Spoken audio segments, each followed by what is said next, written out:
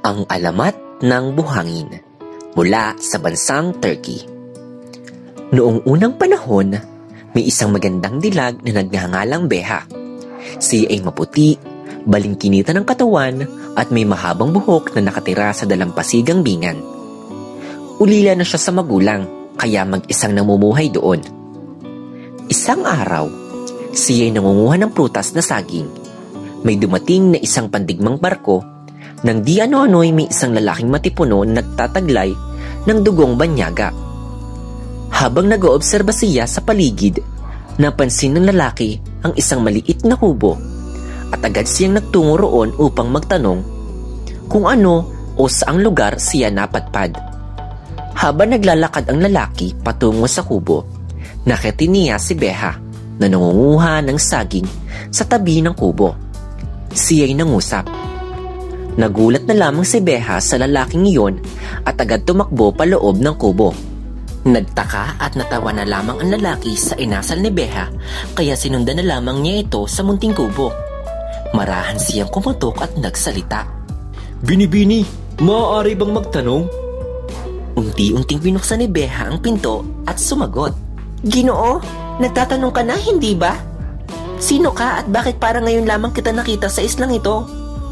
Magtatanong lamang ako, Bini-bini, kung nasa ang lugar na nga ba ako naroroon. Ah, ganoon po ba? Ako si Tonyo, ang kapitan ng barkong iyon. Ako'y isang manlalakbay mula sa bansang Europa. Ngunit paano po nangyari iyon? Isa kang manlalakbay pero di mo man lang alam kung nasaan ka?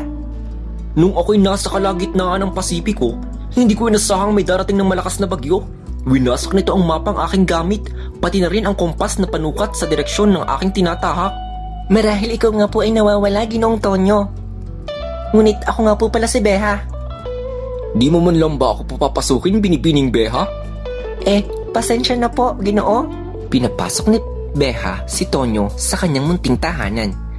Marami silang napag-usapan tungkol sa mga ekspedisyon at paglalakbay nito sa iba't ibang bahagi ng mundo. Marami ring nalaman si Tonyo kay Beha at sa isla kung saan siya napadpad. Dumating ang oras ng pag-alis ni Tonyo upang mabigay ng ulat sa hari tungkol sa mga natuklasan niya sa loob ng halos 6 na buwan niyang paglalayag. Nagpaalam na siya kay Beha at ipinagpatuloy ang paglalayag patungo sa kanyang destinasyon. Sa kaunting oras ng paglagi ni Tonyo, nadama ni Beha ang kakaibang pakiramdam. Tila nga ba siya'y nahulog na sa manlalayag na minsan lang napadpad sa kanyang lugar. Buwan ang lumipas. Patuloy na umaasa si Beha na muli niyang makikita si Tonyo at hindi siya nabigo. Buwan ng Mayo sa huling araw ng tagsibol ay may dumaong sa mabatong dalampasigan ng bingan at tila pamilyar ito kay Beha.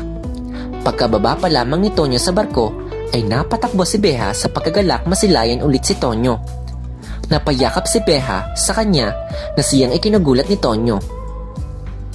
Oh, Beha, ganyan ka ba kagalak at kasabik na makita ako? Gulat at pabirong sabi ni Tonyo kay Beha. Paumanhin, nabigla lamang ako. Matagal na rin mula nang huli kitang nakita.